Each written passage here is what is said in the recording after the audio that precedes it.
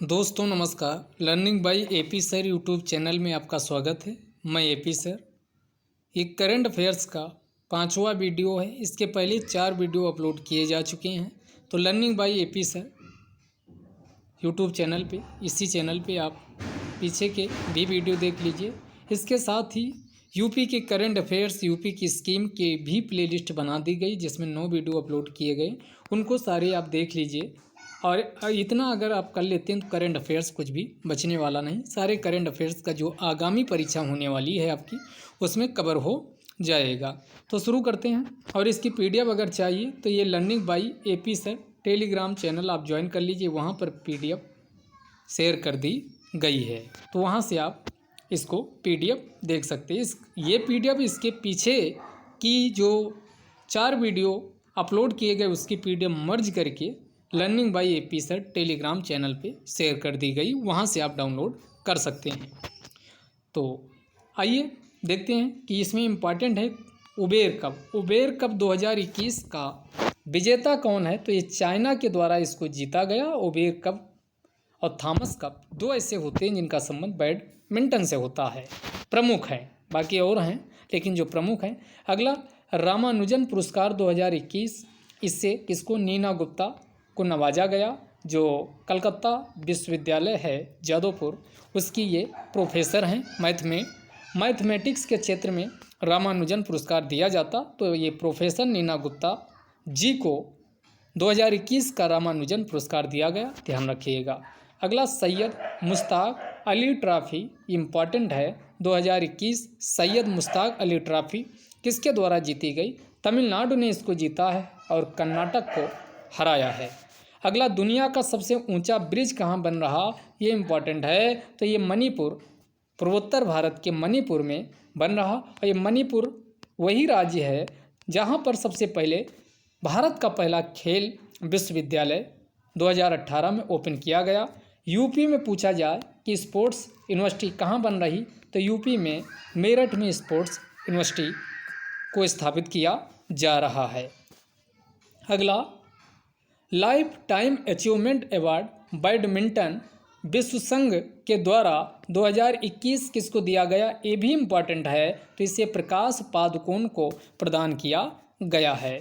अगला cooking to save your life, ये पुस्तक इम्पॉर्टेंट है और मोस्ट इम्पॉर्टेंट है। Cooking to save your life पूछेगा नामक पुस्तक किसके द्वारा लिखी गई है। तो ये पुस्तक अभिजीत बनर्जी, जो कि अर्थशास्त्री हैं, उनके द्वारा लिखी गई है। अगला पुणे डायलॉग का संबंध किससे है, तो ये अब पूछ सकता है। तो पुणे डायलॉग का संबंध राष्ट्रीय सुरक्षा, नेशनल सिक्योरिटी से है। अगला एशियान और ईस्ट एशिया समिट, ये मोस्ट इम्पॉर्टेंट है। आसियान और ईस्ट एशिया समिट, इनमें 38 और 39, यानी एक साल में इनका 2 बार आयोजन होता है। इसलिए 38वीं व 39वीं दोनों का आयोजन कहाँ किया गया, बुरनोई के दारुसलम नामक स्थान पर किया गया। बुरनोई के दारुसलम नामक स्थान पर किया गया है। उससे ज़्यादा इम्पॉर्टेंट है इसकी थीम। इसकी थीम क्या है, we care we prepare, we care we prepare and we prepare, ये इसकी थीम है। वी केयर वी प्रिपेयर इसकी थीम है। तो ये ध्यान रखिएगा, इससे क्वेश्चन बन सकता है। अगला वर्ल्ड सस्टेनेबल डेवलपमेंट समिट 2022 का आयोजन किसके द्वारा किया गया, तो ये टेरी के द्वारा किया गया है, जिसकी फुल फॉर्म है द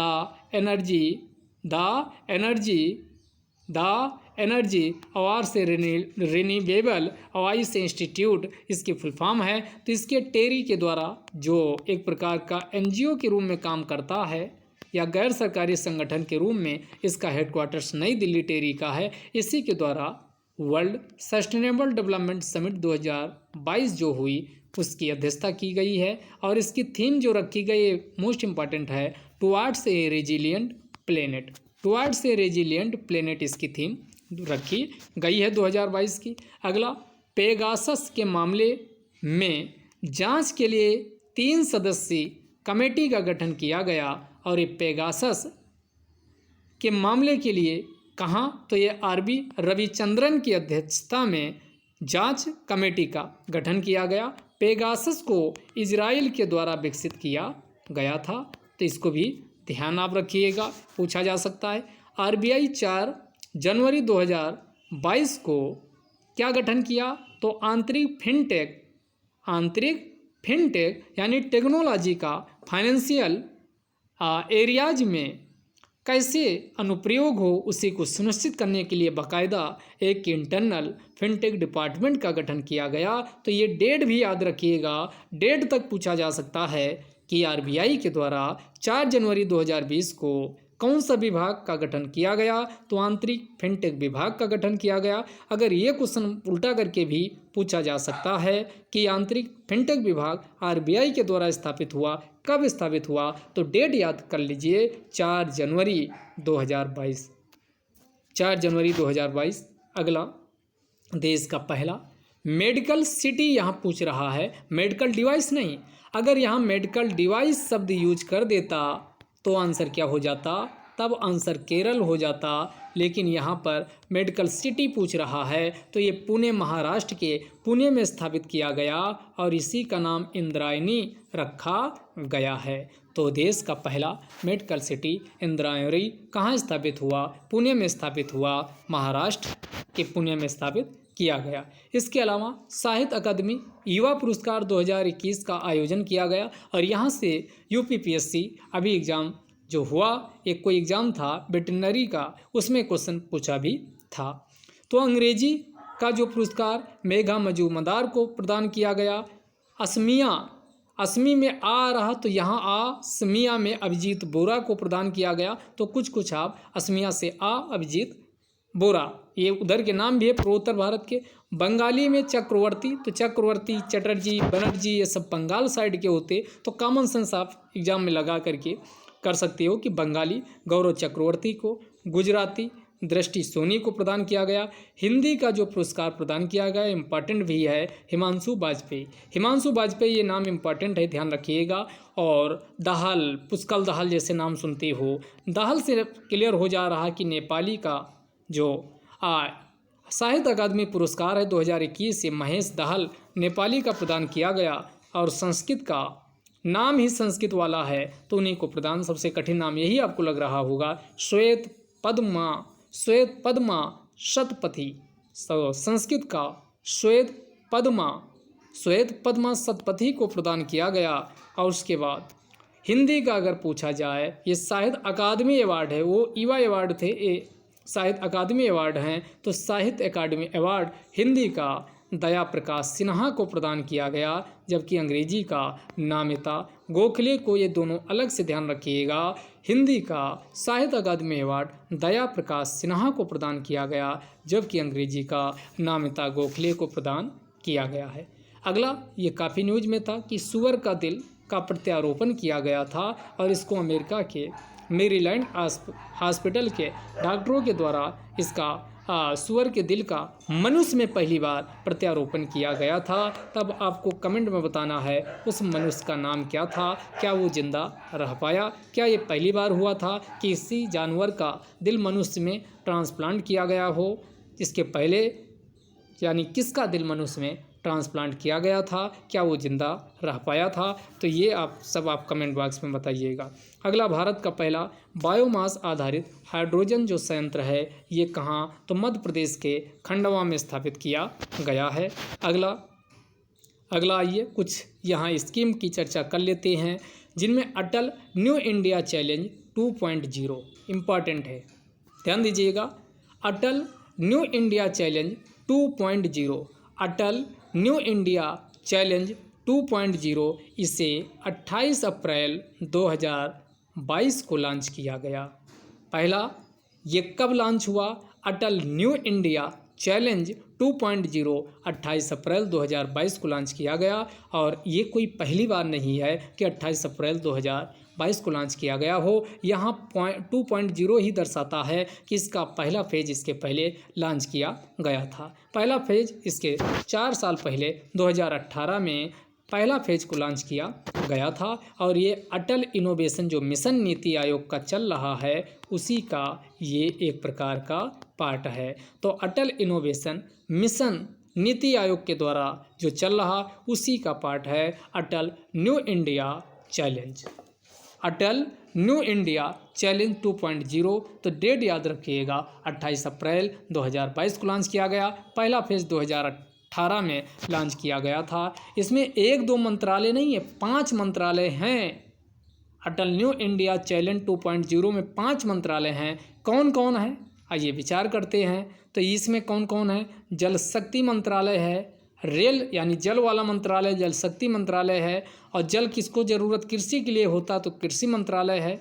तो देखो कौन कौन मंत्रालय, जल शक्ति मंत्रालय, कृषि एवं किसान कल्याण मंत्रालय, इसके अलावा इसमें रेल मंत्रालय है। इसके अलावा यानी ट्रांसपोर्ट वाले 3 चीज़ों से ट्रांसपोर्ट किया जाता है, वाटर से तो वाटर से जल शक्ति मंत्रालय, उसके बाद रेल से तो रेल मंत्रालय, उसके बाद पानी के माध्यम से यानी यह रोड से भी ट्रांसपोर्ट होता तो रोड वाला। तो 3 ट्रांसपोर्ट वाला स्थल वाले याद रखो, यानी एक जल शक्ति मंत्रालय, एक रोड मंत्रालय, एक आपका रेलवे मंत्रालय। 3 मंत्रालय ये हो गए। अब एक कृषि एवं किसान कल्याण मंत्रालय ये, और ये महुआ मतलब ministry of housing and urban affairs, यानी 5 मंत्रालय आपके दिमाग में याद हो गए होंगे। जैसे चैलेंज न्यू इंडिया चैलेंज आएगा तुरंत 5 मंत्रालय याद आने चाहिए, रेल, जल यानी शक्ति, उसके बाद फिर कौन रोड। 3 ये हो गए। एक कृषि एवं किसान कल्याण मंत्रालय हो गया 4, और 5वां मंत्रालय MoHUA ministry of housing and urban affairs के द्वारा लॉन्च किया गया है।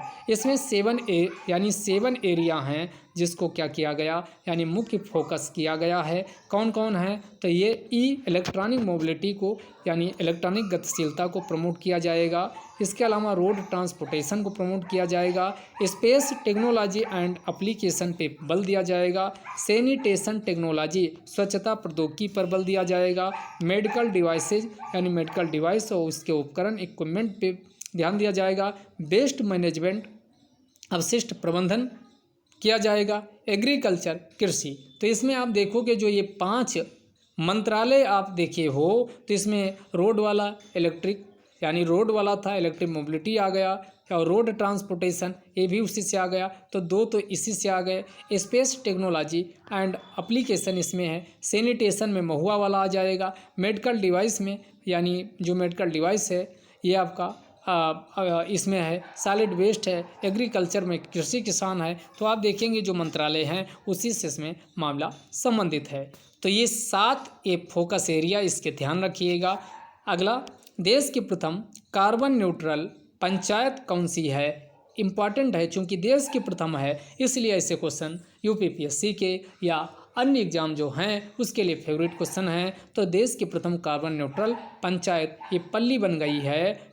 पल्ली बन गई, इसमें 500 किलोवाट एनर्जी इसके द्वारा उत्पादित की गई जो नवीकरणीय ऊर्जा से है, और इसको सेंट्रल इलेक्ट्रिसिटी लिमिटेड के द्वारा ये स्टार्ट किया गया है।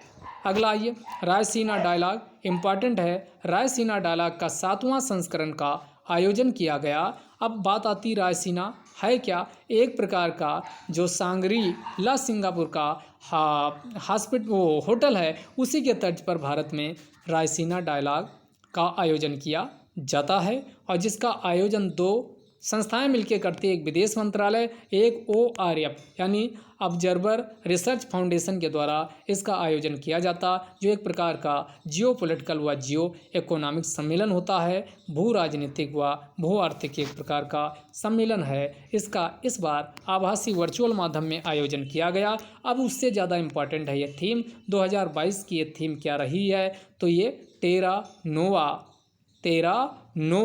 Impatient and इम्पेरिल्ड। ये बिल्कुल दिमाग में बैठा लीजिए। फ्यूचर में जो क्वेश्चन पूछे जाएंगे उसमें एक क्वेश्चन आपको देखने को मिलेगा। तो 2022 की जो थीम रही है यानी टेरा नोवा इम्पेशेंट एंड इम्पेरिल्ड ये थीम रही है। इसके अलावा अगला, मोदी जी के द्वारा 25 अप्रैल 2022 को इसका उद्घाटन किया गया था। अगला, मुख्य अतिथि कौन इसमें थे? तो इसमें मुख्य अतिथि यानी यूरोपियन कमीशन के उर्सुला वान डेर लेयन के द्वारा किया गया।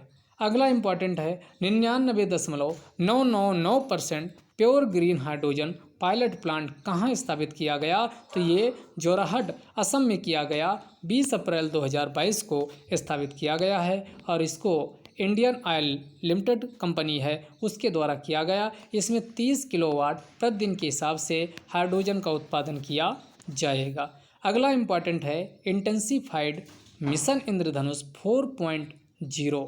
अब इसकी बात कर लेते हैं। इसको 7 फरवरी 2022 को लॉन्च किया गया। तो ये 4 पॉइंट यहाँ आपको इंटेंसिफाइड मिशन इंद्रधनुष 4.0 लिखा है। तो एक तो पहले मिशन इंद्रधनुष को समझ लीजिए। मिशन इंद्रधनुष ये टीकाकरण प्रतिरक्षा को मजबूती प्रदान करने के लिए, भारत में कुपोषण बहुत ज़्यादा है तो उससे निजात पाने के लिए, प्रतिरक्षीकरण के लिए, वैक्सीनेशन के लिए मिशन इंद्रधनुष को शुरू किया गया। उसी में आगे चल करके इंटेंसिफाइड गहन मिशन इंद्रधनुष की शुरुआत की गई, जिनमें 2022 में कौन? तो इसी का चौथा फेज शुरू किया गया जिससे इंटेंसिफाइड मिशन इंद्रधनुष 4.0 नाम दिया गया और ये 7 फरवरी 2022 को शुरू किया गया। और पहला इसका इंटेंसिफाइड पूछा जाए तो 2017 में शुरू किया गया था। ये कहाँ कहाँ शुरू हुआ? तो ये 33 स्टेट्स, राज्यों व यूटीज में 33 राज्यों व केंद्र शासित प्रदेशों में शुरू किया गया।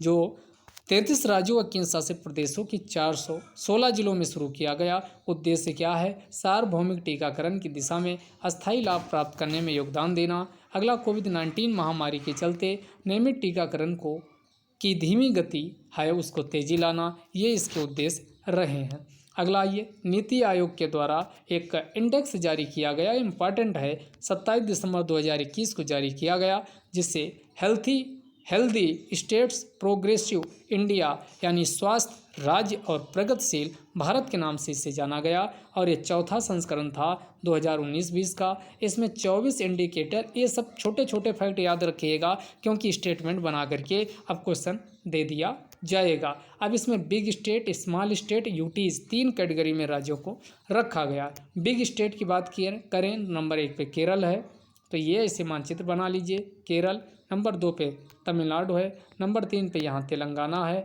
नंबर 4 पे इसी पे आंध्र प्रदेश है। तो 1 2 3 4 और 5 पे इधर ये महाराष्ट्र है। तो मानचित्र से इसमें दिमाग में बैठाइए, चीज़ें आपकी याद रहेंगी। तो स्वास्थ्य सूचकांक में नंबर 1 पे केरल है, नंबर 2 पे तमिलनाडु है, तेलंगाना आंध्र प्रदेश से अच्छा कर रहा तो ये नंबर 3 पे तेलंगाना, नंबर 4 पे आंध्र प्रदेश, नंबर 5 पे महाराष्ट्र है।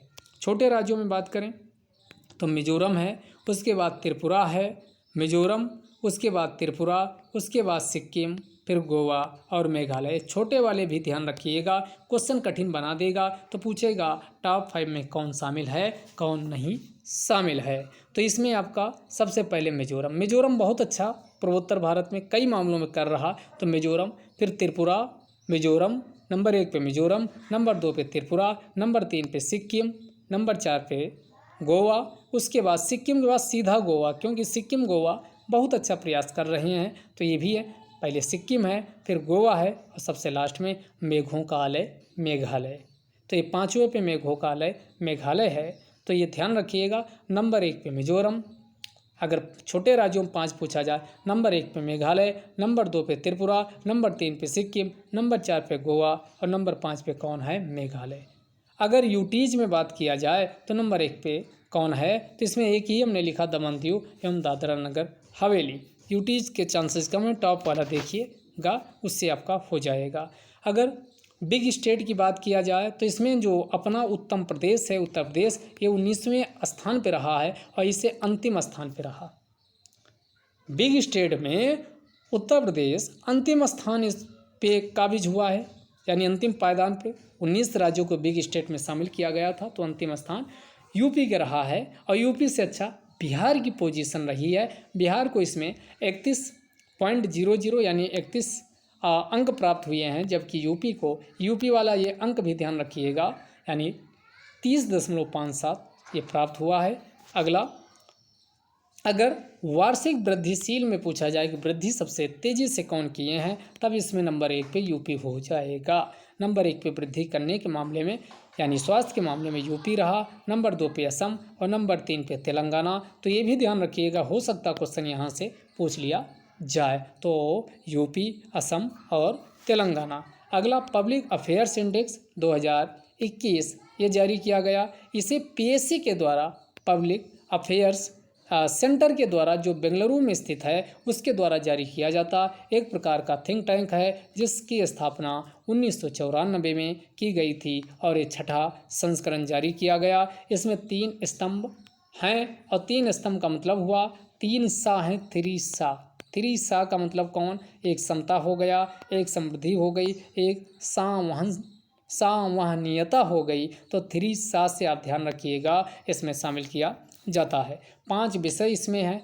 एक वॉइस एंड अकाउंटेबिलिटी, दूसरा गवर्नमेंट इफेक्टिवनेस, तीसरा रूल ऑफ लॉ, चौथा रेगुलेटरी क्वालिटी, अगला कंट्रोल ऑफ करप्शन, ये शामिल किया जाता। इसमें जो जजमेंट किया गया 14 सस्टेनेबल डेवलपमेंट गोल्स को शामिल किया गया है। इनमें से जो बिग स्टेट में केरल टॉप किया है, दूसरे में छोटे राज्यों में सिक्किम और यूटीज में पुडुचेरी। पब्लिक अफेयर्स में यानी पब्लिक पा रहा तो पा से पुडुचेरी, पब्लिक अफेयर्स में पुडुचेरी ये क्या रहा है, यूटीज में इसमें शामिल रहा है। अंतिम स्थान यूपी का रहा, जो कितना 18वां। यहाँ भी 18 बिग स्टेट में शामिल किया गया। इसके पहले वाले स्वास्थ्य में 19वां अंतिम स्थान पे यूपी है, यहाँ पर भी अंतिम स्थान पे यूपी 18वें स्थान पे है। अगला दृष्टिबाधित लोगों के लिए भारत का पहला रेडियो चैनल इम्पॉर्टेंट है। ये कहाँ शुरू किया गया? ये नागपुर में, महाराष्ट्र में इसका शुभारंभ किया गया। कब? 17 अप्रैल 2022 को। अगला भारत का पहला स्किल इंडिया इंटरनेशनल, यहाँ शब्द इंटरनेशनल पे विचार कीजिएगा। भारत का पहला स्किल इंडिया इंटरनेशनल सेंटर का उद्घाटन भुवनेश्वर उड़ीसा में किया गया है और ये कौशल विकास संस्थान उड़ीसा भुवनेश्वर में स्थापित किया जा रहा है। देश का पहला जिला जो हर गांव में यानी हर गांव में पुस्तकालय, पूरे ज़िले में जितने गांव हैं सब में पुस्तकालय हो गए हैं, ऐसा कौन है? तो ये झारखंड का जामताड़ा, झारखंड का जामताड़ा ये ऐसा दर्जा प्राप्त किया है। अगला पहली जन शताब्दी एक्सप्रेस 8 जनवरी 2022 को 3 राज्यों में चलाई गई, असम, त्रिपुरा, मणिपुर। पूर्वोत्तर भारत के असम, त्रिपुरा, मणिपुर, असम, त्रिपुरा, मणिपुर ये पहली जन शताब्दी एक्सप्रेस का यानी यहाँ पर संचालन किया गया है। देश की पहली पेपरलेस अदालत, इस टाइप के क्वेश्चन बहुत पूछे जाते हैं। पेपरलेस सरकार तो दुबई यही है। देश की पहली पेपरलेस अदालत तो ये केरल हाई कोर्ट हो गया है, ये पहला था। अगला क्लार्क पूछे तो क्लार्क के मामले में गुजरात, वो भी हम पीछे करंट अफेयर्स में डिस्कस कर चुके हैं। जगन्नाथ रथ यात्रा को राज्य यानी उत्सव, स्टेट फेस्टिवल कौन घोषित किया? अब यहाँ आपको लगेगा कि जगन्नाथ रथ यात्रा उड़ीसा में होती है और यहाँ जैसे आप कॉमन सेंस लगा के तुक्का मारेंगे, क्वेश्चन गलत हो जाएगा, क्योंकि इसे स्टेट फेस्टिवल पंजाब सरकार के द्वारा घोषित किया गया, इसलिए ये इम्पॉर्टेंट क्वेश्चन है। अगला यहीं पंजाब ये पटियाला में यहीं गीता शोध संस्थान को भी स्थापित किया जा रहा है। अगला साइबर तहसील को स्थापित करने वाला पहला राज्य ये कौन बन गया? तो यूपी बन गया है। अगला भारत के पहले खाद्य सुरक्षा संग्रहालय ये कहाँ स्थापित किया गया? इम्पॉर्टेंट क्वेश्चन है। इसे तंजावुर, तमिलनाडु में 15 नवंबर 2021 को इसका उद्घाटन किया गया, वहाँ पर स्थापित किया जा रहा है। अगला भारत की पहली ग्रास कंजर्वेटरी का उद्घाटन रानीखेत, अल्मोड़ा, उत्तराखंड में किया जा रहा है। अगला भारत एवं जर्मनी के बीच कुछ यानी डेवलपमेंट हुआ, उसको देख लेते हैं। बात ये 2 मई 2022 को है, तो 2 मई 2022 को India Germany inter governmental consultation के 6वें संस्करण का आयोजन किया गया और इसकी चूँकि भारत व जर्मनी मिलकर करते हैं, इसीलिए इसे प्लेनरी सेशन की सह-अध्यक्षता के नाम से जाना गया और ये द्विवार्षिक कार्यक्रम होता है। इसको भारत के प्रधानमंत्री माननीय मोदी जी और जर्मनी की चांसलर, तो अलग से क्वेश्चन आपका तैयार हो गया। जर्मनी की चांसलर कौन? ओलाफ सोल्ज अब हैं। तो ओलाफ सोल्ज और पीएम मोदी के द्वारा इसकी सदस्यता की गई। इसमें कुछ डेवलपमेंट हुए। क्या हुए? यानी green and sustainable development partnership यानी हरित व सतत विकास साझेदारी पर संयुक्त घोषणा पत्र पर हस्ताक्षर किए गए। इसके अलावा हरित विकास योजना 2030 तक, यानी जो जर्मनी है इसके लिए हरित विकास योजना को विकसित करने के लिए जर्मनी के द्वारा भारत को 10 बिलियन यूरो यानी डॉलर का प्रदान किया जाएगा सहायता राशि। इसके अलावा ग्रीन हाइड्रोजन टास्क फोर्स का भी गठन किया जाएगा।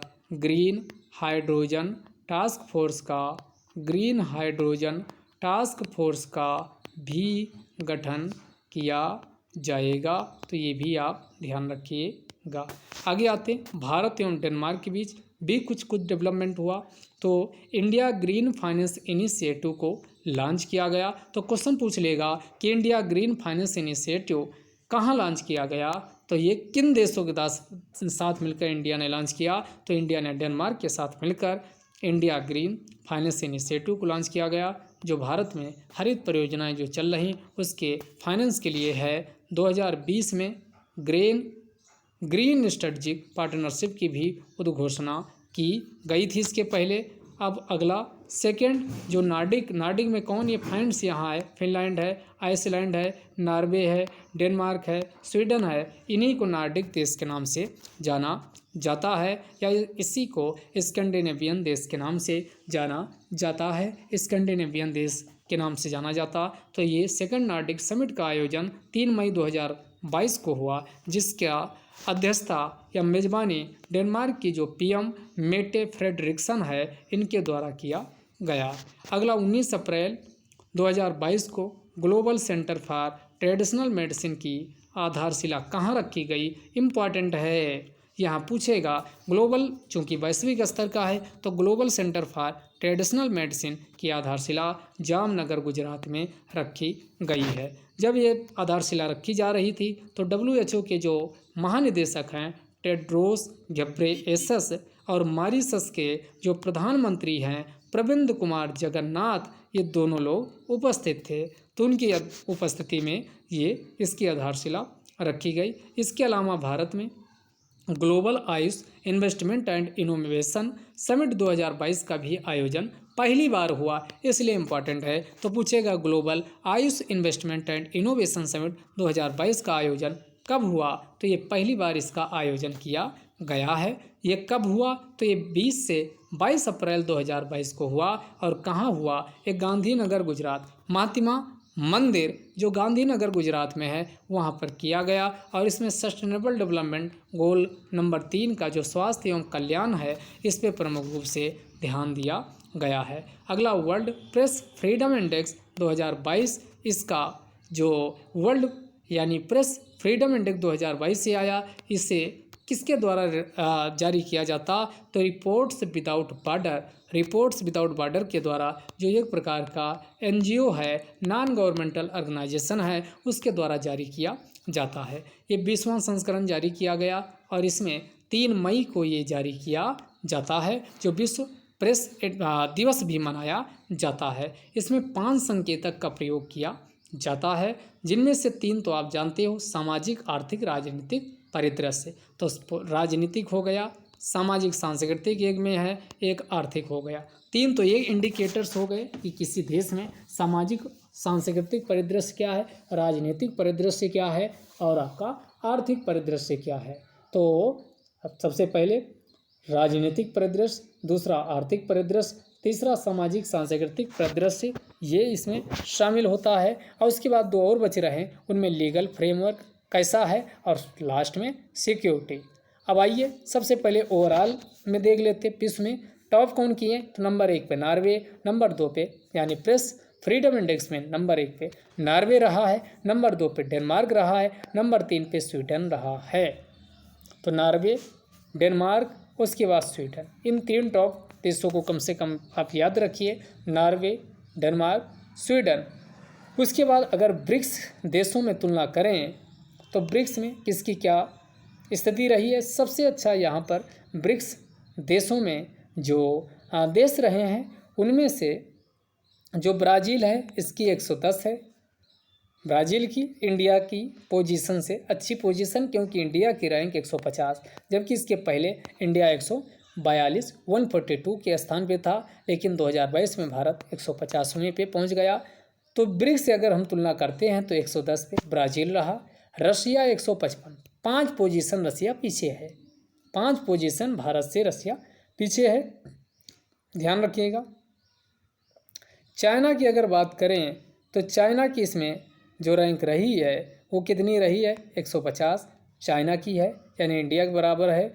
अगला जो इंडिया 150 है, माफ़ कीजिएगा, चाइना की 175 है, पीछे इंडिया से काफ़ी चाइना होना भी चाहिए, क्योंकि वहाँ पर साम्यवादी सरकार है। उसके बाद यहाँ ये आपका साउथ अफ्रीका, इसकी पोजीशन बहुत अच्छी है, 35।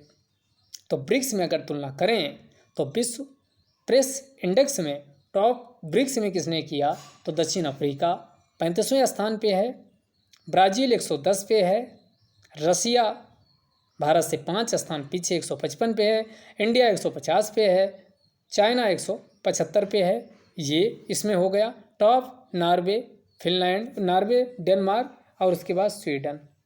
तो ये नॉर्वे, डेनमार्क और स्वीडन तो इसको नॉर्वे तो हमेशा से टॉप करके आया है, तो ये नॉर्वे और उसके बाद आपका कौन हो गया, यानी डेनमार्क, स्वीडन।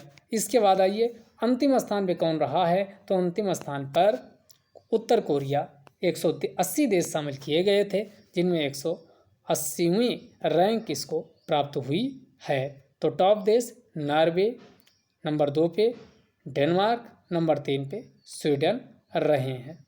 इंडिया की इसमें एक बार फिर से रिपीट करते हैं, इंडिया की 2022 में रैंक 150, इसके पिछले वाले में 142, यानी 8 का इसमें अंतर आ रहा। इंडिया 8 स्थान और पीछे खिसका है।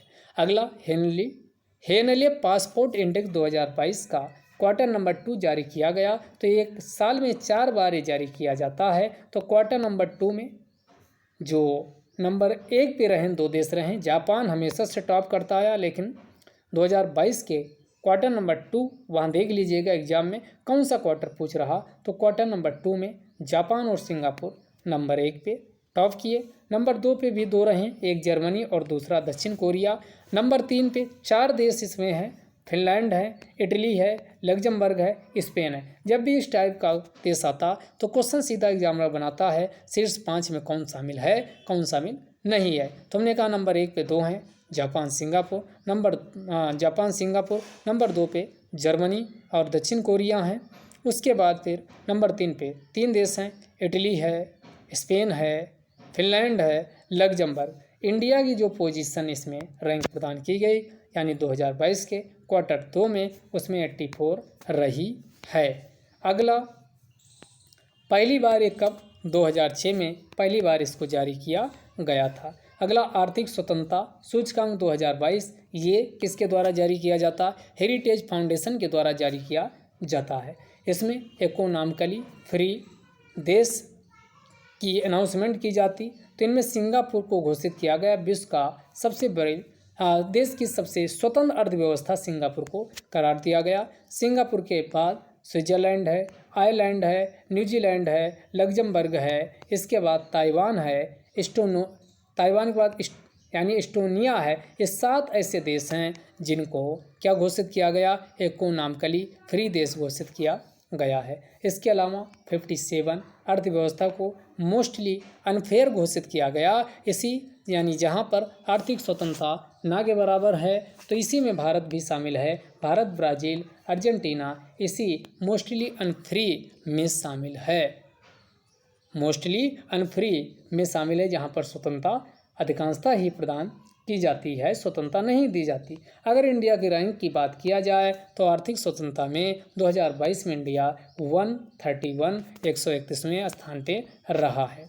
आगे आइए, ग्लोबल हेल्थ सिक्योरिटी इंडेक्स 2021, इसको दो इसमें हैं, इनके द्वारा जारी किया गया। न्यूक्लियर थ्रेट इनिशिएटिव, दूसरा Johns Hopkins center for health security at the Bloomberg school of public health. एक बार फिर से रिपीट करते, किसके द्वारा जारी किया गया? न्यूक्लियर थ्रेट इनिशिएटिव, दूसरा John Hopkins center for health security at the Bloomberg school of public health के द्वारा ये जारी किया गया। इसमें शीर्ष देश कौन है? यूएसए है, नंबर 2 पे ऑस्ट्रेलिया है, नंबर 3 पे फिनलैंड है, नंबर 4 पे कनाडा है।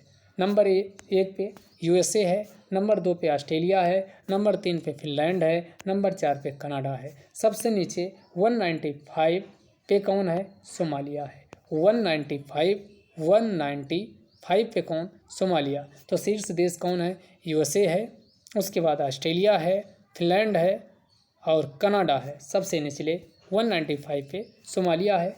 इंडिया इसमें 66वें स्थान पे है और इसका जो इंडेक्स है 42.8 है।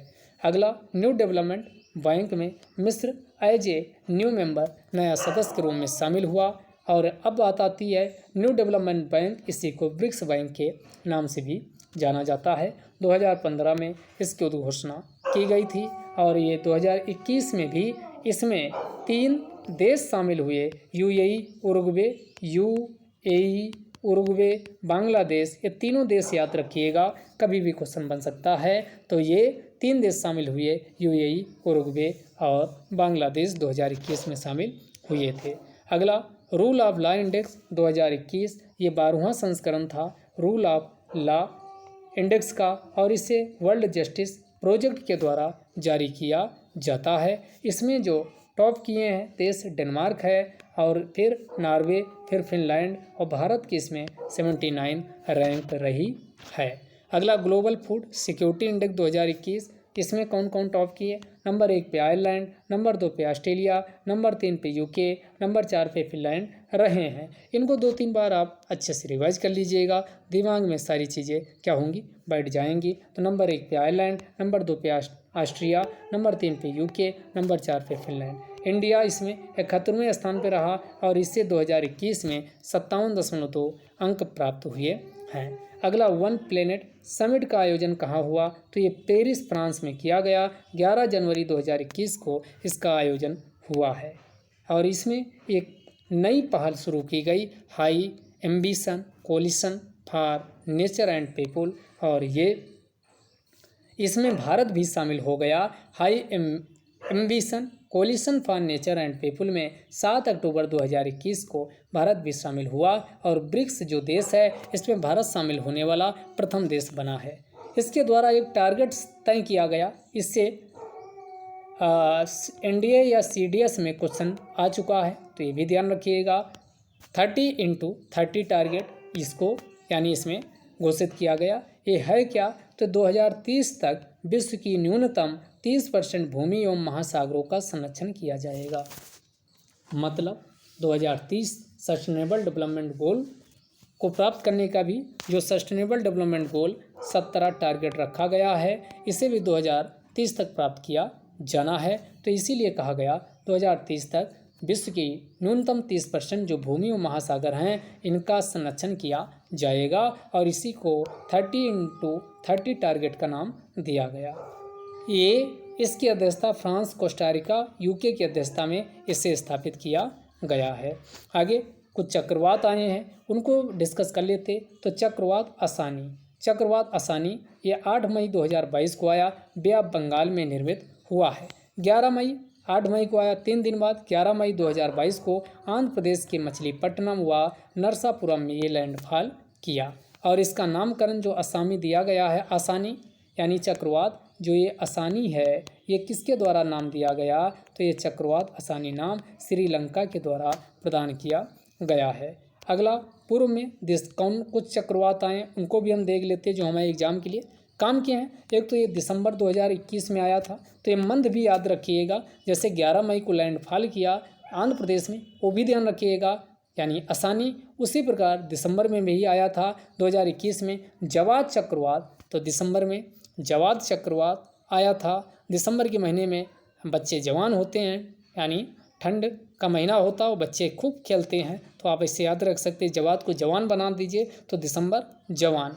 तो दिसंबर सऊदी अरब के द्वारा ये जवाद चक्रवात का नाम दिया गया था। इसी प्रकार सितंबर 2021 में यानी कौन आएगा, सितंबर में कौन, गुलाब चक्रवात आया था, जो पाकिस्तान के द्वारा नाम दिया गया। तो आपके याद होना चाहिए। मई 2022 में कौन आया, आसानी, श्रीलंका के द्वारा नामकरण किया गया। दिसंबर 2022 में यानी कौन आया, जवाद, और जवाद का नाम सऊदी अरब के द्वारा दिया गया। सितंबर 2021 में चक्रवात गुलाब आया, गुलाब का नामकरण पाकिस्तान के द्वारा किया गया था।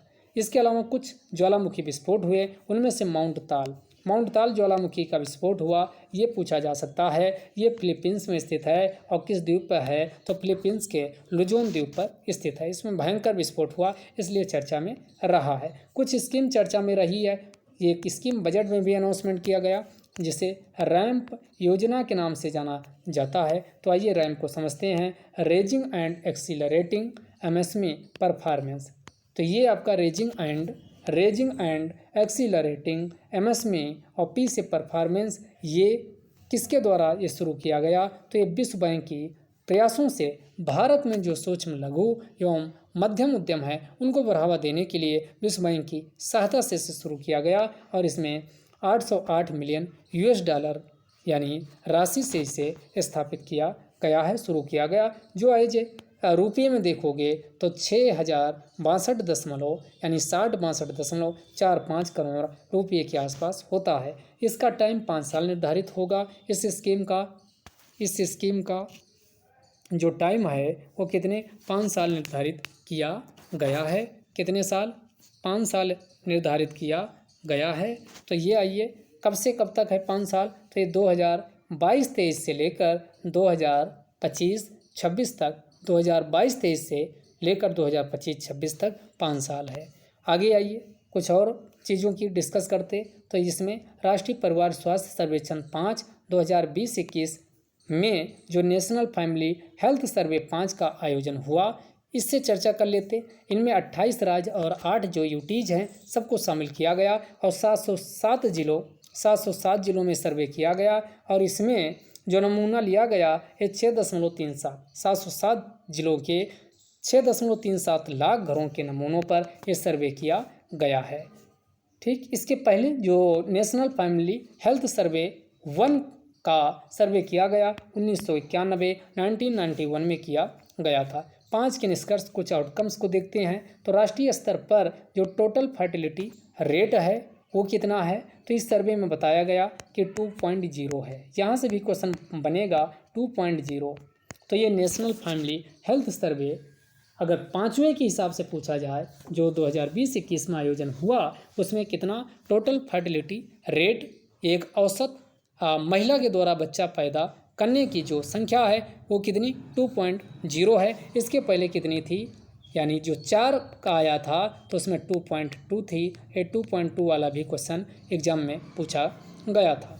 भारत में 5 ऐसे राज्य हैं जहां पर 2.1 से ज़्यादा है, यानी टोटल फर्टिलिटी रेट। कौन है, तो इसमें बिहार है 2.98 है, मेघालय है 2.91 है, यूपी है 2. ये यूपी वाला ये भी डेटा याद रखिएगा, यूपी का 2.35 है, झारखंड है 2.26 है, मणिपुर 2.27 है। बाकी आप राज्य याद रखिए, यूपी का याद रखिए, उत्तर प्रदेश का टोटल फर्टिलिटी रेट कितनी है, तो 2.35। तो बिहार हो गया, पूर्वोत्तर में मेघालय, यूपी, झारखंड, मणिपुर। पूछ सकता टोटल कितने राज्य हैं जिनका ये ज़्यादा है, यानी 2.1 से इस टाइप के भी क्वेश्चन पूछे गए हैं। तो इनकी संख्या 5 है। तो नंबर 1 पे बिहार, यानी नंबर 2 पे मेघालय, नंबर 3 पे यूपी के बाद फिर झारखंड, बिहार से अलग हुआ, फिर मणिपुर। ये हैं, ये 5 याद रहेंगे। ओवरऑल जो कंट्रासेप्टिव प्रेवलेंस रेट है, गर्भ निरोधक, यानी जो गर्भ निरोधक का इस्तेमाल करते हैं उनमें पहले 54% थी, अब ये इंक्रीज हो करके कितना, यानी 54% से इंक्रीज हो करके क्या हो गया, 67% हो गया है, जिससे जनसंख्या कंट्रोल किया जा सके। तो जो कंट्रासेप्टिव प्रेवलेंस रेट है गर्भ निरोधक प्रेवलेंस का मतलब जो इस समय लोग जो टेक्निक्स है गर्भ निरोधक की उसको इस्तेमाल किए जाते हैं, उसकी 54% से इंक्रीज करके 67% हो गई है। देश में संस्थागत जो डिलीवरी होती है, चाहे पहले दाई और ताई के माध्यम से घर पे ही डिलीवरी हो जाती थी, जिसमें जच्चा व बच्चा की कई बार मृत्यु हो जाती थी। तो इसी को कम से कम ये हो और 100% इंस्टीट्यूशनल डिलीवरी यानी हॉस्पिटल में जाकर के बच्चों का डिलीवरी हो, तो इसी को सुनिश्चित करने के लिए क्या किया गया, प्रयास किया जा रहा है, जिनमें भी वृद्धि देखी गई है। और ये 79% से इंक्रीज होकर के कितना 89% हो गई है, जिनमें से ग्रामीण क्षेत्र में 87 और शहरी क्षेत्र में 94% है। सबसे ज़्यादा जो वृद्धि हुई है 27% की अरुणाचल प्रदेश में देखने को मिली है। इसके अलावा स्टंटिंग का मतलब 5 वर्ष से कम आयु के बच्चों को शामिल किया जाता। स्टंटिंग ये कितनी, ये घटी है, इसमें माइनस यानी पहले 38% स्टंट वाले बच्चे थे, तो इनका कितना हो गया, अब 36% है, ये 5 के डेटा के अनुसार। आगे आइए यूपी का भी परिदृश्य देख लेते हैं, क्योंकि हो सकता है यूपी का फोकस करके क्वेश्चन पूछ लिया जाए, तो ये वाला काफ़ी आपके काम का है और यहाँ से क्वेश्चन बनने की गुंजाइश काफ़ी ज़्यादा है। तो लिंगानुपात ये 5 के हिसाब से बता रहे हैं, जो नेशनल फैमिली हेल्थ सर्वे आया है ये 5, उसका डेटा है, उसके हिसाब से है, 2011 की जनगणना के अनुसार नहीं है। तो ये अगर एग्जाम में देख लीजिएगा कि 2011 का जनगणना पूछ रहा या इसका पूछ रहा है, तो लिंगानुपात बात करते हैं तो यूपी का लिंगानुपात 1017 है। पिछला कितना 995 था, तो पिछला मत याद रखिए या ध्यान रख लीजिए, ये आपका कम से कम लिंगानुपात में कितनी वृद्धि हुई। कठिन क्वेश्चन बनाना हुआ तो यहाँ से बना देगा, तो 17, 5, 22 की वृद्धि हुई है, ध्यान रखिएगा।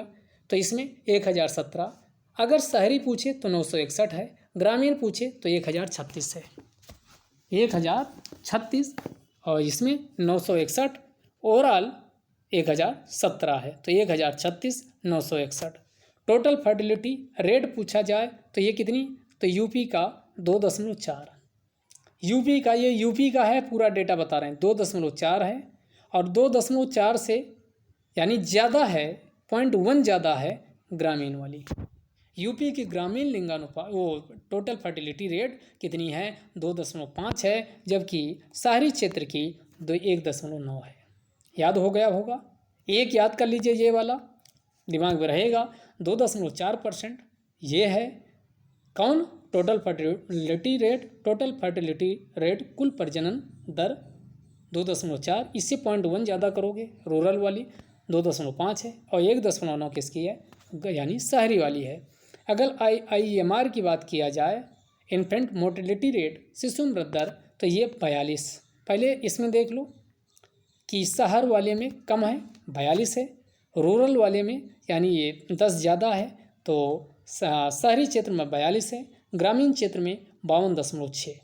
याद कर लीजिए, मेंस में ये डेटा काफ़ी काम आएगा, इसको तो आपको अब इतनी बार रिवीजन करनी चाहिए, दिमाग में छप जाए। मेंस में कोई भी क्वेश्चन आएगा वहाँ यूपी का आप लिख पाएंगे। तो IMR जो है शहरी क्षेत्र का 42 है और ग्रामीण क्षेत्र का 52.6 है, और 50.4 किसका है, ये ओवरऑल है। अगला स्टंटिंग, जो स्टंटिंग बता रहे थे, स्टंटिंग कितना है, तो स्टंटिंग का 39.7% है यूपी का। अभी जो 36 बताए थे, 38 से घट के 36 हुआ है, वो इंडिया का था। यहाँ ये यूपी का स्टंटिंग वाला बता रहे हैं। स्टंटिंग का मतलब हुआ जब लंबाई के हिसाब से वजन नहीं बढ़ता है तो उसे स्टंटिंग कहा जाता। और बेस्टिंग का मतलब हुआ जब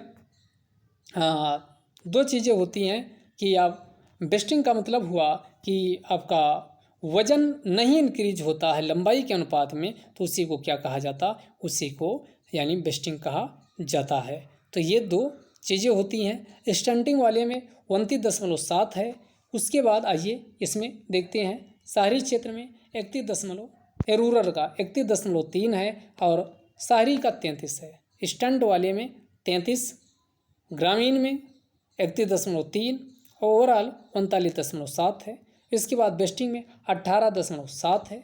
शहरी का, ग्रामीण का 17 है और इसका 17.3 है। अंडरवेट, ओवरवेट, अंडरवेट का मतलब हुआ और ये जिनका वजन कम होता है पेट के यानी लंबाई के हिसाब से, एज के हिसाब से जिनका वजन कम होता है तो ये अंडरवेट का मतलब वजन कम, औसत से वजन कम वो अंडरवेट में जाते हैं। तो ये 32.1%, 33.1%, एक ज़्यादा कर दो तो 32.1%। ओवरऑल है। रूरल का 33.1% है। शहरी क्षेत्र का 28.2% है। आपको ये बोरिंग लग रहा होगा लेकिन कोई ऑप्शन नहीं है, रटना पड़ेगा। समझ में आए तो, ना आए तो चीज़ों को आप रिकॉल, इसको बार बार दोहराइए क्योंकि क्वेश्चन आएगा। ओवरवेट की बात करें तो 3.1, 2.9 और 3.6 ये ओवरवेट की कंडीशन है। ओवरवेट सबसे ज़्यादा शहरी क्षेत्र में है, 3.6%। खा खा के सब मोटे हो जा रहे हैं तो 3.6% शहरी। रूरल में 2.9 है। ओवरऑल में 3.1% है। अगला ऑफलाइन डिजिटल पेमेंट फ्रेमवर्क, ये अगला है, इम्पॉर्टेंट है। ऑफलाइन डिजिटल पेमेंट फ्रेमवर्क क्या है तो ऑफलाइन का मतलब आपका पेमेंट बिना इंटरनेट की सुविधा के पेमेंट ऑनलाइन हो जाए, उसी को ऑफलाइन क्या कहा जाता है, डिजिटल पेमेंट फ्रेमवर्क। इसे आरबीआई के द्वारा जारी किया गया और 3 जनवरी 2022 को ये नोटिफिकेशन जारी हुआ है। इसमें इंटरनेट की आवश्यकता नहीं होती है। प्रतिदिन लेन देन 200 रुपये ये प्रतिदिन की सीमा है और ओवरऑल जो लिमिट्स रखी गई है ये 2000 रुपये, यानी 2000 रुपये से ज़्यादा आप इसमें लेन देन नहीं कर सकते हैं। अगला 12 मई 2022 को फोर्ब्स के द्वारा सर्वाधिक कमाई करने वाले एथलीट को घोषित किया गया और लियोनेल मेसी ये सबसे ज़्यादा कमाई करने वाले एथलीट बन गए हैं। अगला प्रधानमंत्री मोदी के द्वारा क्या किया गया तो ये पहला भारत का प्रथम डेयरी सामुदायिक रेडियो स्टेशन दूधवानी को लॉन्च किया गया। तो पूछेगा कि ये दूधवानी किसके द्वारा लॉन्च किया गया तो भारत का प्रथम ये डेयरी सामुदायिक रेडियो स्टेशन है जिसपे दूध से संबंधित से संबंधित जो जानकारियां हैं उसको प्रसारित किया जाएगा। अगला लीगल एंटिटी आइडेंटिफायर, ये 10 दिसंबर 2021 को इसको भी आरबीआई के द्वारा जारी किया गया, जिसमें 20 अंक की एक संख्या होती है और अगर आप सीमा पार कोई भी सौदेबाजी करते हो, सौदा है तो इसे रखना होगा। 20 अंक की ये लीगल एंटिटी आइडेंटिफायर जारी किया जाता है, लेकिन ये सब व्यापार पे लागू नहीं होगा। वह व्यापार जो 50 करोड़ या इससे अधिक के किए जाते हैं उसी पर ये लागू होगा। अगला दुनिया का पहला 3 खुराक वाला टीका 8 अप्रैल 2022 को कैडिला अहमदाबाद के द्वारा ये नाम इसका यहाँ दिया हुआ TH आगे रेविस ये नाम दिया हुआ। इसको कैडिला जो अहमदाबाद में स्थित है इसके द्वारा विकसित किया गया। इसमें रिकम्बिनेंट नैनो पार्टिकल्स का प्रयोग किया गया जिसमें जी प्रोटीन या आधारित ये एक प्रकार का टीका है। अभी जो नाम पूछ रहे थे कि मनुष्य में सुअर के हृदय का ट्रांसप्लांटेशन हुआ, प्रत्यारोपण हुआ, ये 57 वर्षीय यानी 57 वर्ष के एक व्यक्ति थे जो अमेरिका की मेरीलैंड हॉस्पिटल के डॉक्टरों के द्वारा एक कारनामा किया गया था जिनका नाम था डेविड बेनेट, लेकिन इनकी मृत्यु हो गई। पूरी तरीके से ये सफल नहीं रहा। इसे university of Maryland medical centre के डॉक्टरों के द्वारा किया गया था। अगला देश का पहला सी बेड पार्क, इंपॉर्टेंट है, देश का पहला है तो सी बेड पार्क ये तमिलनाडु में स्थापित किया गया और इसे प्रधानमंत्री मत्स्य संपदा योजना के अंतर्गत से स्थापित किया गया। अब कमेंट बॉक्स में आप बताइएगा प्रधानमंत्री मत्स्य संपदा योजना कब शुरू की गई है। अगला कुछ इसमें इम्पॉर्टेंट संयुक्त अभ्यास हुए उनको देख लेते हैं। धर्म गार्जियन 2022 ये बेलगाम कर्नाटक में हुआ और भारत और जापान के बीच किया जाता है। तो धर्म गार्जियन 2022 का जो आयोजन है ये बेलगाम कर्नाटक में भारत व जापान के बीच किया गया। अगला मिलान 2022 इम्पॉर्टेंट है, ये बहुपक्षीय नौसैनिक अभ्यास है, विशाखापत्तनम में किया गया और इसमें 40 से अधिक देशों के द्वारा पार्टिसिपेंट किया गया, भागीदारी की गई। अगला जायद तलवार 2021 ये इम्पॉर्टेंट है क्योंकि ये भारत व संयुक्त अरब अमीरात के द्वारा किया जाता और ये इसका आयोजन अबू धाबी के तट पर किया गया है। अगला फिर इम्पॉर्टेंट है अल मोहिद हिंदी 2021 भारत व सऊदी अरब के द्वारा इसका संयुक्त अभ्यास किया गया और इसमें भारत का INS कोच्चि जहाज के द्वारा भागीदारी की गई थी।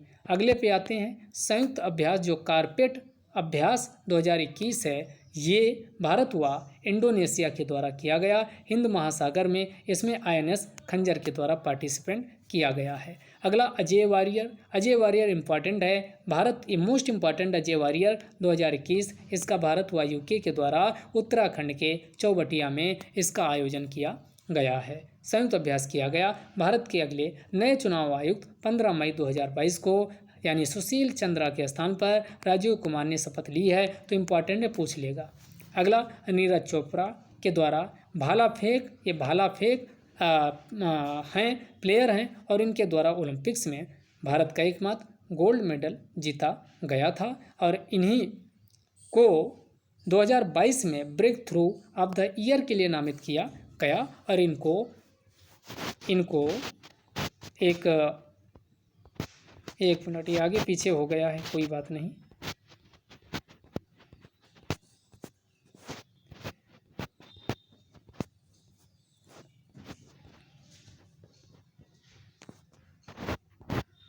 बस 1 मिनट आप वेट करिए आप लोग, बस। हाँ, इसमें देखिएगा, ये आपका यहाँ तक हो गया था, ये कि नीरज जी को ये परम विशिष्ट सेवा मेडल ये 25 जनवरी 2022 को प्रदान किया गया। ये मोस्ट इम्पॉर्टेंट है, परम विशिष्ट सेवा मेडल प्रदान किया गया। अगला देश की पहली वाटर टैक्सी सेवा, ध्यान दीजिएगा, वाटर टैक्सी सेवा पूछे तो ये मुंबई में शुरू की गई है। जंगली जानवरों को कानूनी अधिकार देने वाला विश्व का पहला देश कौन बन गया, तो इक्वाडोर ये पहला देश बन गया है, तो इसका आंसर इक्वाडोर हो जाएगा। अगला पहला लता दीनानाथ मंगेशकर पुरस्कार 2022 किसको दिया गया, तो माननीय प्रधानमंत्री मोदी जी को सम्मानित किया गया है। अगला 27 देवी शंकर अवस्थी स्मृति सम्मान 2021, ये अच्युतानंद मिश्र को 5 अप्रैल 2020 को नवाजा गया। पुस्तक इनकी आलोचना पुस्तक थी कोलाहल में कविता की आवाज़ के लिए दिया गया। अगला जो लोकमत संसदीय पुरस्कार 2022 प्रदान किए गए, इसमें देख लेते हैं सर्वश्रेष्ठ जो सांसद राज्यसभा के, तो ध्यान दीजिएगा इसमें पुरुष वर्ग और महिला वर्ग दोनों में इसमें दिया जाता है। तो राज्यसभा के जो पुरुष वर्ग में सर्वश्रेष्ठ सांसद हैं वो राज्यसभा के डेरेक ओ ब्रायन, TMC के हैं तृणमूल कांग्रेस के डेरेक ओ ब्रायन, ये राज्यसभा के सर्वश्रेष्ठ सांसद। और लोकसभा के पुरुष वर्ग में सर्वश्रेष्ठ सांसद असुद्दीन ओवैसी इनको दिया गया, असुद्दीन ओवैसी। उसके बाद सर्वश्रेष्ठ महिला सांसद वंदना चौहान को दिया गया। इसके बाद यानी ये राज्यसभा की वंदना चौहान है और लोकसभा की यहाँ कैसे याद रखोगे, देखो लोकसभा में ला आ रहा है तो यहाँ महिला वाले में भी लाकेट चटर्जी ऐसे याद रहेगा, नहीं आप कंफ्यूज कर जाओगे।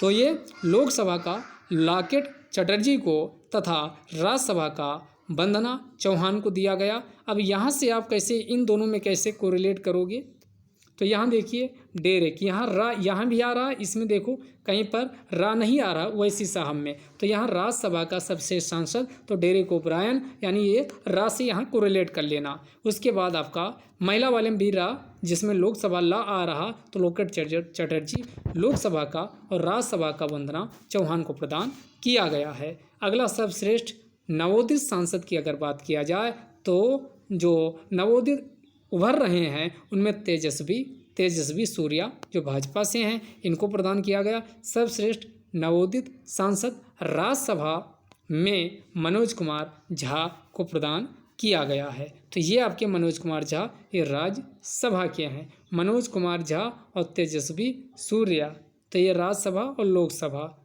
तेजस्वी सूर्या को लोकसभा का और मनोज कुमार देखो यहाँ भी रा आ रहा तो इससे राज्यसभा यहाँ भी कोरिलेट कर लेना।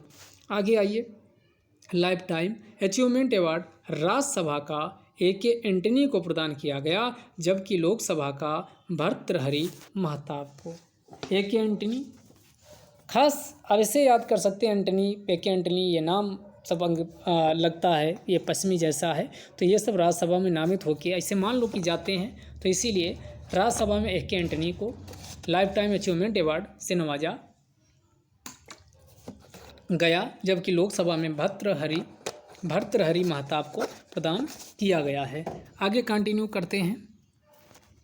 5वां women transforming India award 2022 NITI Aayog के द्वारा जारी किया गया 22 मार्च 2022 को, और इसमें किसको किसको प्रदान किया गया उनके नाम की लिस्ट देख लेते। पुडुचेरी की किरण बेदी को, लक्ष्मी पुरी को, डॉक्टर टेसी थॉमस, इन्हीं को मिसाइल वुमेन कहा जाता है, इनको, अरुंधति भट्टाचार्य को, नैसकॉम की देवजानी घोष को, इला अरुण को प्रदान किया गया। तो ये 6 नाम की लिस्ट आप ध्यान रखिएगा।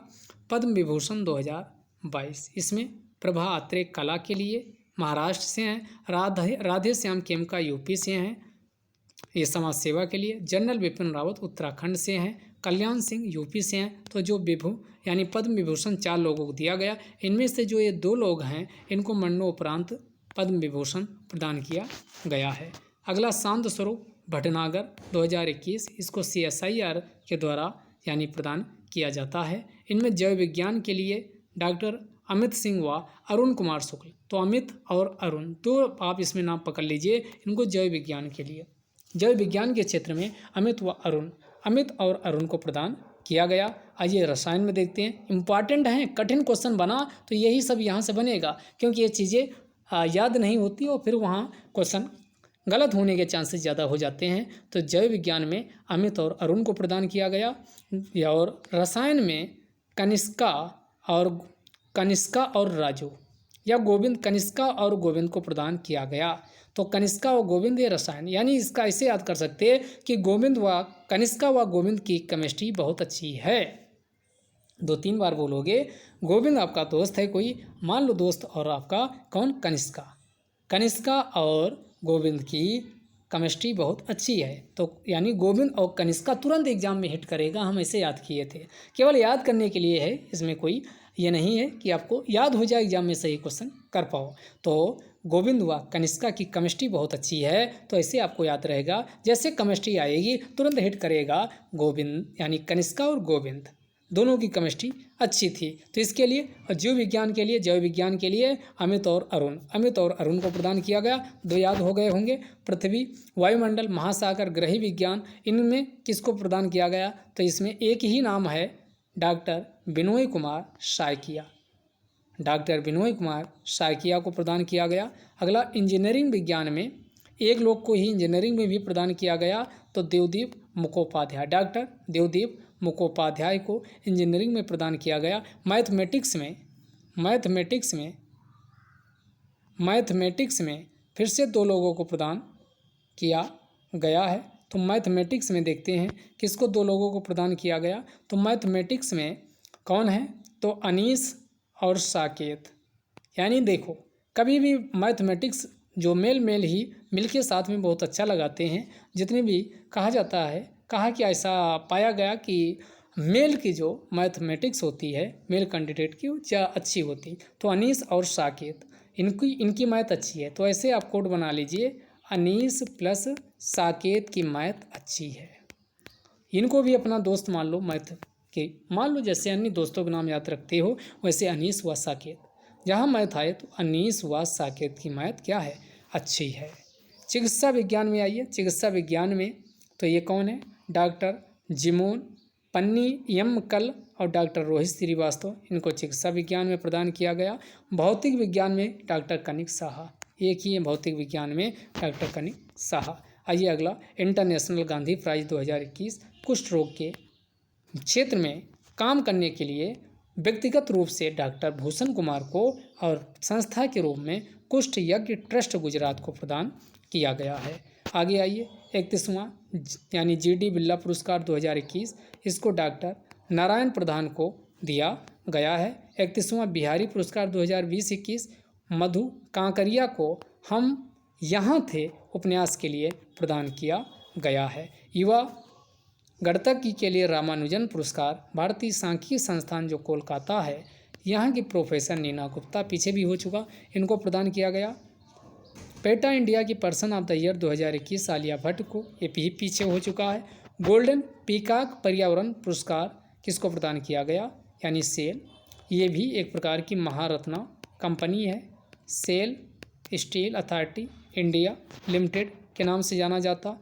अगला 22वां लाल बहादुर शास्त्री 2021 का पुरस्कार जो है ये एम्स के निदेशक, जो दिल्ली का एम्स है, इसके निदेशक डॉक्टर रणदीप गुलेरिया को प्रदान किया गया। वायलर पुरस्कार 2021 मलयालम लेखक बेन्यामिन को उनके उपन्यास का नाम ये आपका लिखा मंथा ली रिले 20 कम्युनिस्ट वर्संगल के लिए प्रदान किया गया। ये उपन्यास ध्यान रखिएगा। यमीन हजारिका पुरस्कार 2021 नमिता गोखले को प्रदान किया गया। लोकमान्य तिलक राष्ट्रीय पुरस्कार को सीरम इंस्टीट्यूट ऑफ इंडिया जो सीरम इंस्टीट्यूट है, इसके कौन साइरस पूनावाला को ये प्रदान किया गया है। इसी के द्वारा, सीरम इंस्टीट्यूट के द्वारा जो कोविशील्ड वैक्सीन है, इसको डेवलप किया गया है। अगला महाराज भूषण पुरस्कार 2021 आशा भोंसले को प्रदान किया गया।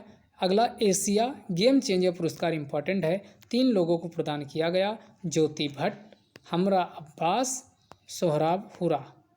3 नाम ध्यान रखिए, ज्योति भट्ट, हमरा अब्बास, सोहराब हुरा को प्रदान किया गया है।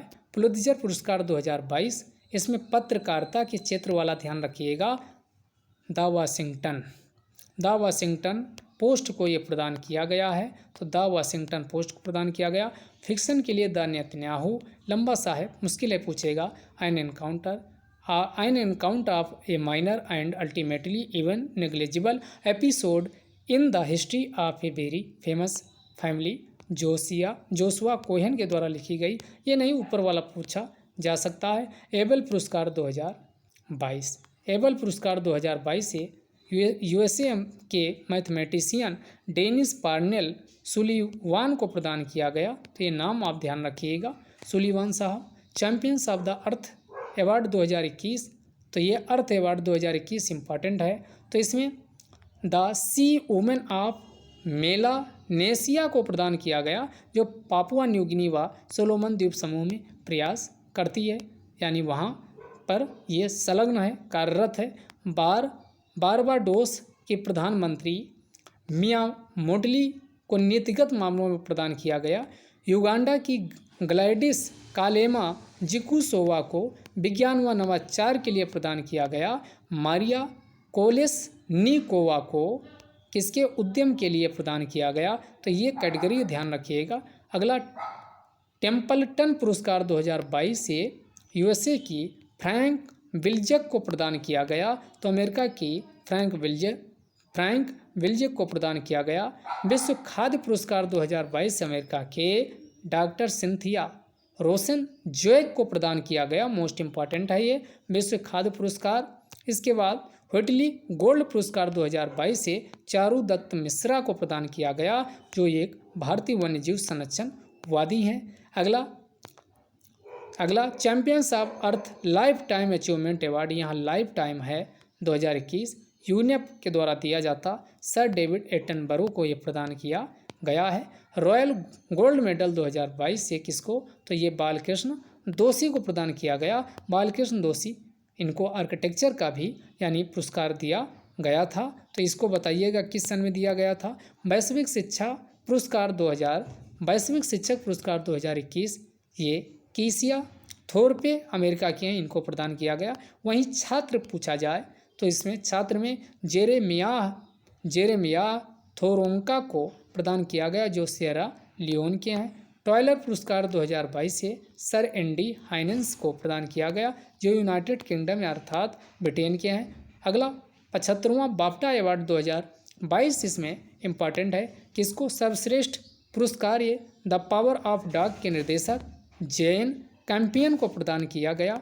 इसके अलावा ध्यान दीजिएगा, बाफ्टा पुरस्कार में अगर ये पूछा जाए सर्वश्रेष्ठ अभिनेता का पुरस्कार किसे प्रदान किया गया, तो ये किंग रिचर्ड के लिए बिल स्मिथ को प्रदान किया गया। सर्वश्रेष्ठ अभिनेत्री पूछा जाए जो आना स्कैन नाल लान को प्रदान किया गया। फिल्म आफ्टर लव के लिए प्रदान किया गया। सर्वश्रेष्ठ निर्देशक जेन कैंपियन को प्रदान किया गया। डॉक्यूमेंट्री फिल्म में द समर ऑफ सोल को प्रदान किया गया है बाफ्टा। अगर ये 79 गोल्डन ग्लोब पुरस्कार 2022 पूछा जाए तब भी आप ध्यान दीजिएगा, इसमें जो जेन कैंपियन भी हैं सर्वश्रेष्ठ पुरस्कार, इनको भी, और बिल स्मिथ को इसमें भी प्रदान किया गया। बस दो चीज़ें ध्यान रखना, एक अभिनेत्री वाला ये पुरस्कार रेचल जेगलर को प्रदान किया गया है, तो ये बात आप ध्यान रखिएगा बेस्ट साइड स्टोरी के लिए। आगे आइए, 64वां ग्रैमी अवार्ड 2022 है। एल्बम ऑफ द ईयर, यही इंपॉर्टेंट है, पूछा जा सकता है VR। ये गीतकार इसके जॉन बैप्टिस्ट हैं, इनका VR के लिए एल्बम ऑफ द ईयर प्रदान किया गया है। अगला गगन का प्रयोग फर्स्ट कौन ऐसी है जिसने गगन का प्रयोग किया, तो इंडिगो ये थी। और गगन क्या है, इसकी फुल फॉर्म ये लिखी है GPS added geo augmented navigation नौवहन प्रणाली है, जो भारत में स्वदेशी रूप से विकसित किया गया इंडिजिनस नेविगेशन सिस्टम है। तो इसको किशनगढ़ राजस्थान में इंडिगो के द्वारा इसका यूज किया गया है। और इसका विकास जो गगन है ये AI और इसरो दो लोगों ने मिलकर इसका विकास किया है। अगला कुछ खेल कूद से जान लेते। 12वां ICC वनडे महिला विश्व कप जो 2022 हुआ, आयोजन न्यूजीलैंड में हुआ, लेकिन इसको जीता ऑस्ट्रेलिया ने, इंग्लैंड को हराकर इसे जीता है। इसमें player of the tournament Alyssa Healy को दिया गया, जो ऑस्ट्रेलिया की हैं, 509 रन लिए थे। अगला अंडर 19 क्रिकेट वर्ल्ड कप 2022 हुआ, आयोजन वेस्ट इंडीज में हुआ और विजेता इसके 5 बार, यानी 5 बार के विजेता, 5वीं बार भारत जीता है इंग्लैंड को हरा करके। कप्तान इसके यश धुल थे, तो ये यश धुल भी ध्यान रखिएगा। प्लेयर ऑफ द मैच राजा बाबा को मिला। भारत के player of the series Dewald Brevis को, जो दक्षिण अफ्रीका के हैं, इनको प्रदान किया गया। 7वां पुरुष 2020 क्रिकेट विश्व कप 2021 ये UAE व ओमान में हुआ, विजेता इसका ऑस्ट्रेलिया रहा है और पहली बार हुआ कि ऑस्ट्रेलिया 2020 वर्ल्ड कप जीता है और हारा इसमें न्यूजीलैंड है। आगे आइए, ICC में 3 नए देश शामिल किए गए, तो एक मंगोलिया, ताजिकिस्तान, स्विट्जरलैंड, ये 3 नए देश ICC में शामिल हुए हैं। इससे भी क्वेश्चन पूछा जा सकता, तो मंगोलिया ताजिकिस्तान और उसके बाद स्विट्जरलैंड यूरोप का। अगला ICC वर्ल्ड टेस्ट चैंपियनशिप 2019 और 21 ये इंग्लैंड में हुआ, विजेता इसका न्यूजीलैंड रहा है और ये पहली बार वर्ल्ड कप जीता है न्यूजीलैंड के द्वारा। उप विजेता इसमें भारत रहा है। Man of the match Kyle Jameson New Zealand को दिया गया। अगला ICC हॉल ऑफ फेम 2021 में कुछ लोगों को शामिल किया गया, जिनमें जेनेट ब्रिटेन इंग्लैंड की दिवंगत महिला क्रिकेटर को शामिल किया गया। शान पोलाक दक्षिण अफ्रीका के, इनको शामिल किया गया। महिला जयवर्धने श्रीलंका, इन 3 लोगों को शामिल किया गया है। विजय हजारे ट्रॉफी पीछे भी हो चुका, इसका हिमाचल प्रदेश ने तमिलनाडु को पराजित करके जीता है। प्लेयर ऑफ द मैच किसको दिया गया, शुभम अरोरा जो हिमाचल प्रदेश के हैं उनको दिया गया। और इनमें से हिमाचल प्रदेश की टीम के कप्तान ऋषि धवन थे, जबकि तमिलनाडु के विजय शंकर साहब तमिलनाडु टीम के थे। सैयद मुश्ताक ट्रॉफी इसको तमिलनाडु ने जीता, दिल्ली में हुआ था। कर्नाटक इसका उप विजेता रहा है और इसमें man of the match Shahrukh Khan जो तमिलनाडु जीता है उसको दिया गया। IPL 2014 में ऑरेंज कैप जो दी गई ऋतुराज गायकवाड़ को दी गई, चेन्नई सुपर किंग्स के हैं, 635 रन लिए थे। अगला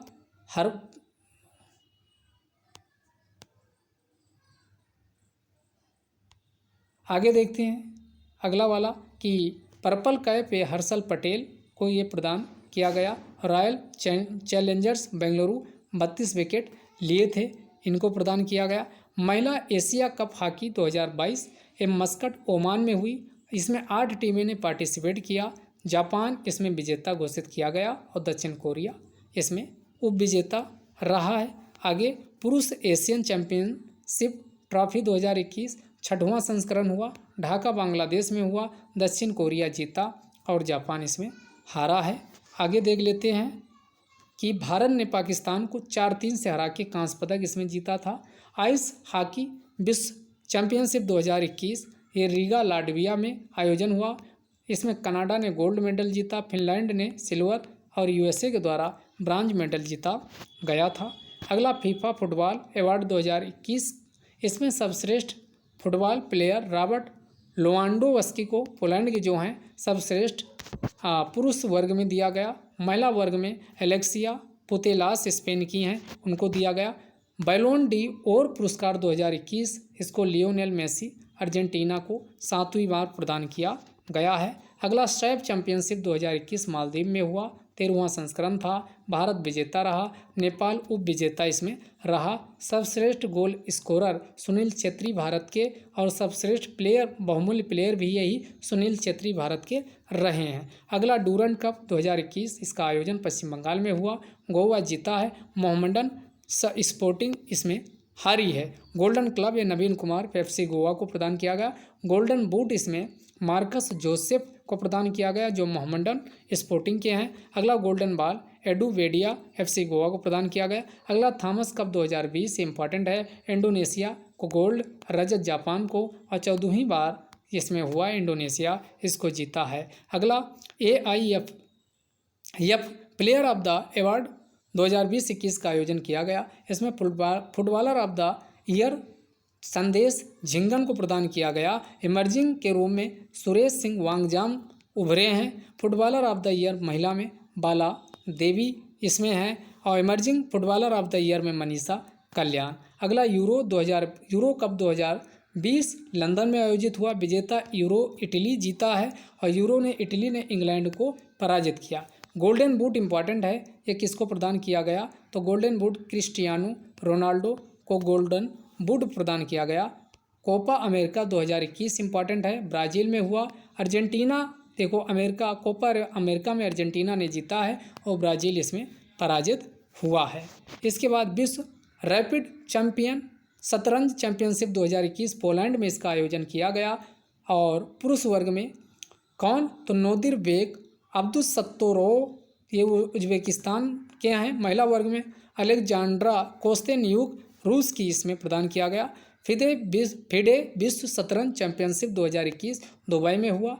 इसको याद रखिएगा, मैग्नस कार्लसन जो नॉर्वे के हैं ने रूस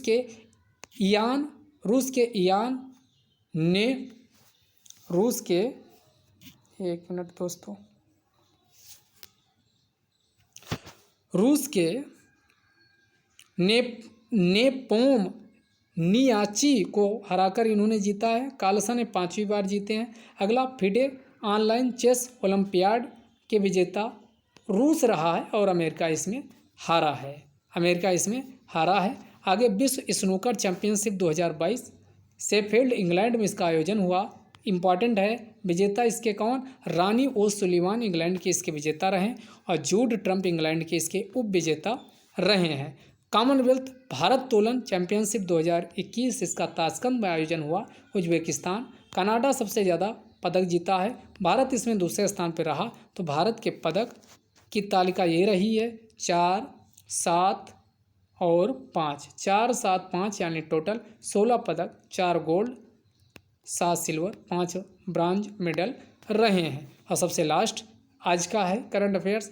राजीव गांधी खेल रत्न पुरस्कार का नाम परिवर्तित करके मेजर ध्यानचंद खेल रत्न पुरस्कार कर दिया गया, जिसकी शुरुआत 1991-92 में हुई थी, और ये विश्वनाथ आनंद प्रथम व्यक्ति थे जिसको राजीव गांधी खेल रत्न पुरस्कार दिया गया था। तो ये था आज का करंट अफेयर्स। हमने अभी तक का पूरा अपडेट कर लिया। हो सकता है 1-2 वीडियो और आए जो मोस्ट इम्पॉर्टेंट हमको और लगेगा वो आएगा। जितना करंट अफेयर्स आपको 5 वीडियो दिए जा चुके हैं, इनको अच्छे से संभालिए। यकीन करिए इसके बाहर कोई करंट अफेयर्स नहीं पूछा जाएगा। जो भी एग्ज़ाम आगामी होने वाले हैं, तो उन एग्ज़ामों तक आप इनको अच्छे से रिवाइज कर लीजिए 2-3 बार। तो ये वीडियो पसंद आए तो आप लोग कृपया जो अभी पहली बार देख रहे हैं वो चैनल सब्सक्राइब कर दिया करिए। काफ़ी मेहनत लगती है, कभी भी हम अपने वीडियो में नहीं बोलते कि आप लाइक करिए, शेयर करिए, सब्सक्राइब करिए। अगर आपको लगता है मेहनत की जा रही है तो चैनल को आप सब्सक्राइब करके अगर अपने दोस्तों को कम से कम शेयर कर दीजिए, तो इससे मोटिवेशन हमको भी मिलेगा। जय हिंद, जय भारत।